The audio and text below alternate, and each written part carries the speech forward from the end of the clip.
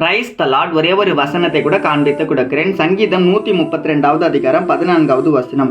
இது என்றென்றைக்கும் நான் தங்கும் இடம், இதை நான் விரும்பினபடியால் இங்கே வாசம் பண்ணுவேன். இன்னைக்கு ஆண்டவர் நம்மளை பார்த்து சொல்றாங்க, மகனே மகளே, நான் விரும்புறேன்ப்பா, நான் வாசம் செய்ய போறேன்னு சொல்றாரு. ஏசப்பா எதை விரும்புறாரு அப்படின்னா, நம்மள தாங்க ஏசப்பா நேசிக்கிறாரு.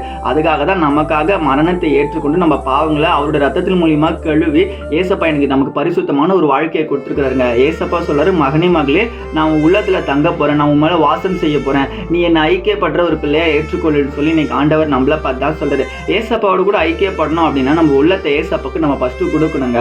யோசிச்சு பாருங்களேன், எனக்கு அந்த பொண்ணு ரொம்ப பிடிச்சிருக்கு, எனக்கு அந்த பையனை ரொம்ப பிடிச்சிருக்கு, நான் அவங்களை விரும்புறேங்க, அவங்களுக்கு தாங்க என் ஹார்ட் எல்லாம் ரைட்டு தான், ஆனா கடைசியில ஏமாந்து போய் நீங்க தான் அழுதுன்னு கிடைப்பீங்க. ஆண்டவர் சொல்றாரு, உனக்கான நேரம் வரும்போது உனக்கான தோணை உன்னை தேடி தான் வரும், ஆனா நீ அவசரப்பட்டு என்ன பண்ணும், பள்ளத்தை தோண்டி அதை நீ குதிச்சிடாதன்னு சொல்லி இன்னைக்கு ஆண்டவர் உங்களை பார்த்து ஞாபகப்படுத்துறாருங்க. ஏசப்பா நம்ம உள்ளத்துல வாசம் செய்யறதுக்கு தயாரா இருக்காருங்க.